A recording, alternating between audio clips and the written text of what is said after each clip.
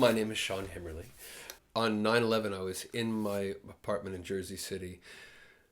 I was putting together a portfolio to take to the New Yorker. And my phone rang. It was a dear friend of mine. He said, "What are you doing?" And his voice was really agitated. It was like, putting together, I'm about to leave. I got to get to the city. And he said, "Look out your window." And I looked out the window. I said, "Well, Trade Center's on fire." What happened? He said, I remember this so specifically. He said, "They flew a plane into it." I was like, "They? Who are they? Who are these people?" And I realized that there was something that was really going on.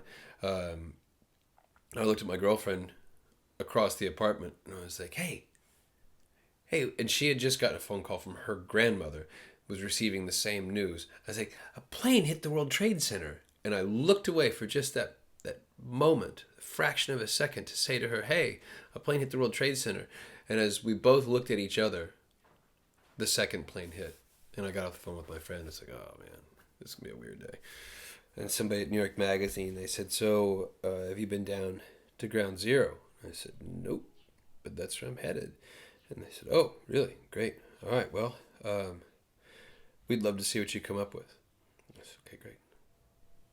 And so I guess I wanted to get off the street because I knew that if I started shooting on the street, I would draw attention to myself, which I did. I took some photographs because how could you not? And then I looked up and I saw Brooks Brothers. I was like, "Oh, shelter." And I just walked right in through where it used to be a window and looked back. And when I looked back, I was like, oh yeah, that's a shot. But it was really dark. There were these emergency lights on in the store. It was not the sort of thing that you want to shoot, but it was the sort of thing that, it was the sort of conditions you didn't want to shoot in, but the subject matter was too great. And then we sort of crawled around on the inside there a bit, and that's when we were seen by a police captain who came in. He was like, "What are you doing here?" I'm like, "Working with the Salvation Army." And he looked at me with all my gear, and he said, "You are working with the Salvation Army?" I like, "Yes." And he said, "I'm president of the United States." I was like, "Yeah, okay, all right, fine." He said, "I could arrest you for this." He said, "But I'm going to give you 5 minutes to clear out of here." And I said, "Does that mean that I have to quit shooting?" And he said, "That alarm you hear means this building is unsafe. That's why there's no one in it. You have to get out of here or I'm going to arrest you." I was like, "All right." And then he turned and walked out of the building. So, of course, I finished what I was doing and then left. But when I got the film back and I took it back to New York, and Sally McKissick at New York, she's like, "Wow, Sean, when were you there?" I was like, "I was there last night, Sally. Like, I left here, I went there, now I'm back." And she said,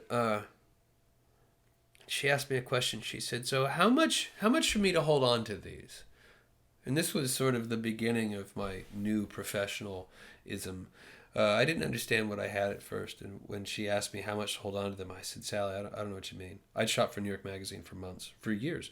And I said, "What do you mean, Sally?" She said, "Well, this is really time-sensitive stuff.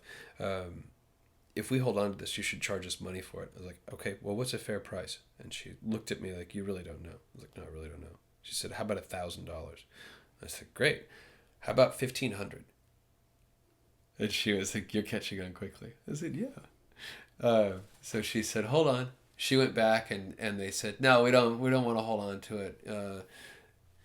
And so they basically sort of let me go. And I went over. I asked Sally. I said, "Well, who else should I go see?" And she said, "You should go to Time Magazine." And thus began my affiliation with Time. Sally made a call. I went to see Marianne Golan, and as I'm waiting to see Marianne Golan, I'd sent her the box of contacts. Some underling had come out. Same person came back and they said, "Are you Sean Hemmerle?" I was like, "Yeah, I am. I'm Sean Hemmerle. Marianne Golan would like to see you." And suddenly I don't know. Suddenly I was somebody that people should know.